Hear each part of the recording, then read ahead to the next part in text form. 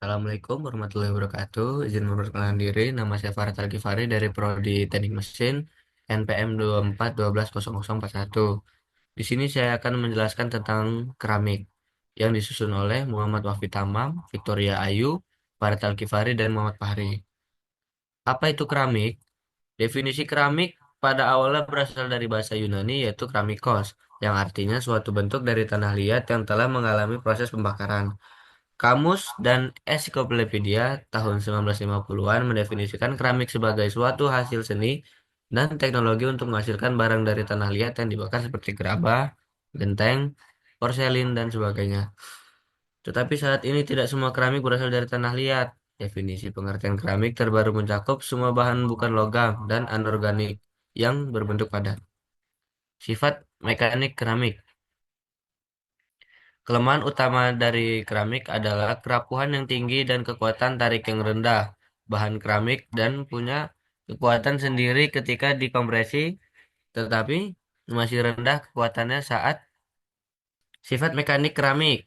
Kelemahan utama dari keramik adalah kerapuhan yang tinggi dan kekuatan tarik yang rendah. Bahan keramik dan kaca punya kekuatan sendiri ketika dikompresi, tetapi masih rendah kekuatannya saat ditarik maupun dibanding. Di antara biokeramik lainnya, aluminium direkomendasikan yang mempunyai kekuatan tarik paling baik, tetapi masih kalah dibandingkan biomaterial metalik. Alumnia mempunyai sifat menguntungkan dengan mempunyai sifat koefisien gesek rendah dan tingkat kausan.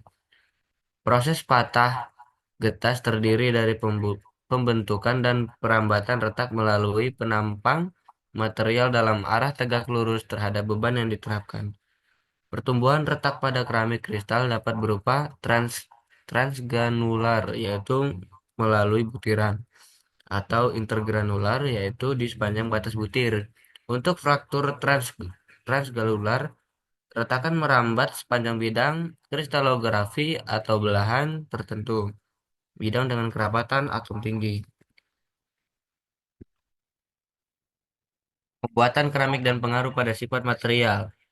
Proses pembuatan keramik melibatkan beberapa tahap penting dan masing-masing tahap ini berpengaruh terhadap sifat akhir material keramik, baik itu kekuatan, kekerasan, ketahanan panas, maupun porositas.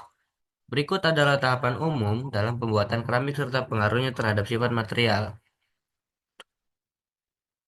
Pemilihan dan persiapan bahan baku. Pemilihan tanah liat dalam kurung kaulin, ball clay, silika, dan feldspar. Bahan-bahan ini kemudian dihancurkan, disaring, dan dicampur dengan air. 2. Pembentukan atau forming. Bahan basah dibentuk dengan cara cetak tekan, pressing, putar, wheel throwing, atau ekstrusi.